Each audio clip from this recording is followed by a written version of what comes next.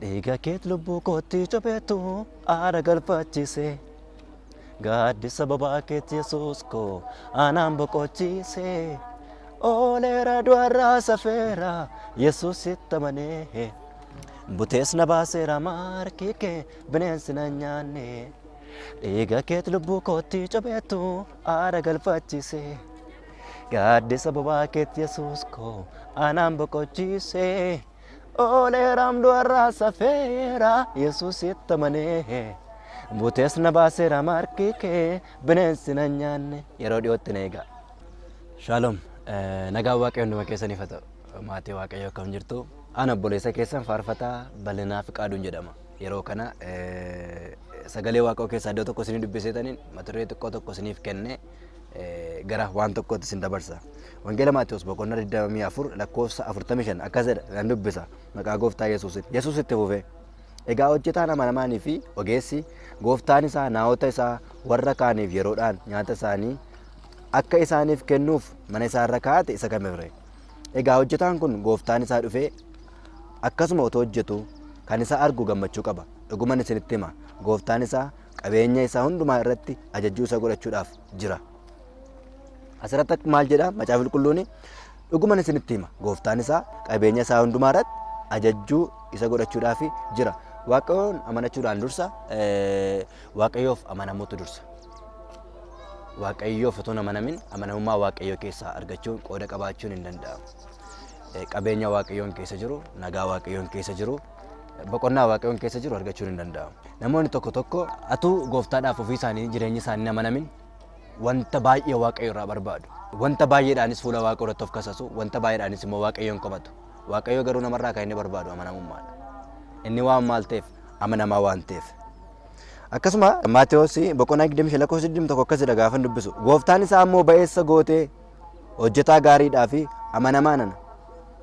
Ati waan xinnoo irratti amanamte ani immoo waan guddaa irraa sin dhaabu. Gammachuu gooftaan kee itti jiraatutti gali jedheen. Maal jechuu barbaada asirratti? Erga Waaqayyoof amaname jireenya inni yookiin immoo boqonnaa inni argatu mana Waaqayyoo keessaa. Maaloodha kan inni argatu? Gammachuu gooftaan itti nama waamuut keessaa argachuun kan danda'amu. Boqonnaa gooftaan itti nama waamu keessaa argachuun kan danda'amu yoo Waaqayyoof amanaman duwwaadha. Tajaajila keetiif yoo Waaqayyoo amanamte Waaqayyo immoo mana keetiif amanama. Waaqayyo kiisii keetiif amanama. Waaqayyo bara keetiif amanama. Wanta waamichatti Waaqayyo si waameef yoo amanamte, mana keetiif yoo amanamte, iddoo hojii keetiif yoo amanamte, bakka jiraattu hundumaatti ulfina Waaqayyootiif yoo amanamte Waaqayyo immoo siif amanama. Waaqayyo immoo siif amanameetu si agarsiisa. Saba baay'ee keessatti hiriyoota kee gidduutti warratti gidduutti of tuffatte gidduutti Waaqayyo siif amanameetu si agarsiisa.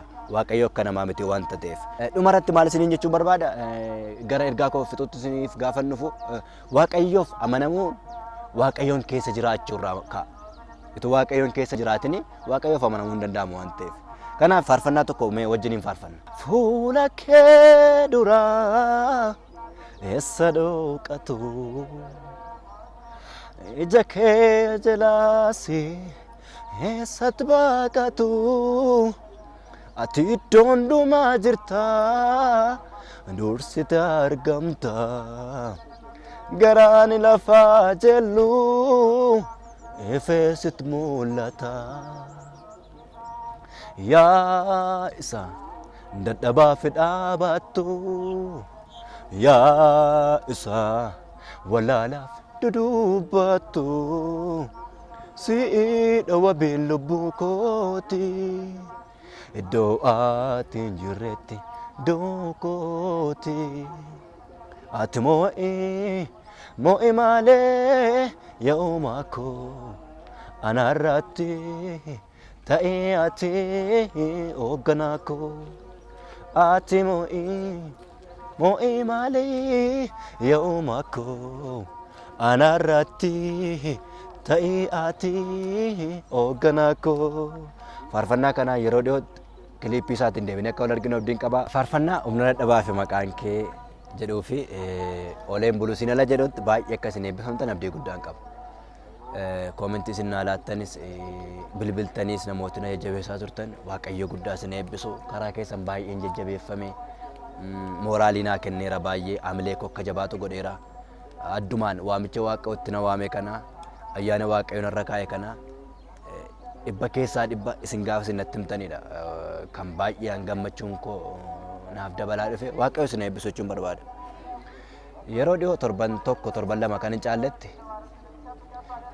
faarfannaa haaraadhaan nan dhufa. Ani albamii qaba. Humna dadhabaa fi ooleen buluu dursa. Ooleen buluu sinala isa jedhuudhaa fi humna dadhabaa fi dhaan dura albamii qaba. Albamii mata dureen isaa Halleluyyaa jedhu. Mata dureen isaa Halleluyyaa isa jedhu tokko al tokko isinii jedha. Hallelujah, Hallelujah, Hallelujah, Hallelujah. Lafani dhufe wal manke na yaadachiise. Yo yaadadhu nambo'a mimalolase situ dhufe jijjiire mofa seenako urachuni barruke dhokse mudako harka keerrat kufani hin cabani sin jaallatame hundumtu narraa gorrani. Hallelujah. Barbaadadhaati dhaggeeffadhaa. YouTube ko subscribe godhaa. Bal'inaa Fiqaaduu official jedhee jira. Achi jala footoo kootii fi faarfannootaan madirakii faarratti hojjedhu sagalee garaagaraa kan inni dubbadhutu jira achirraa. Qixa sanaan seentanii na argachuu dandeessu. Sheer immoo waliif godhaa. Waaqayyo isin eebbisu guddaan isin jaalladha. Waaqayyo isin naa kennu isaatti guddaa gammadeera.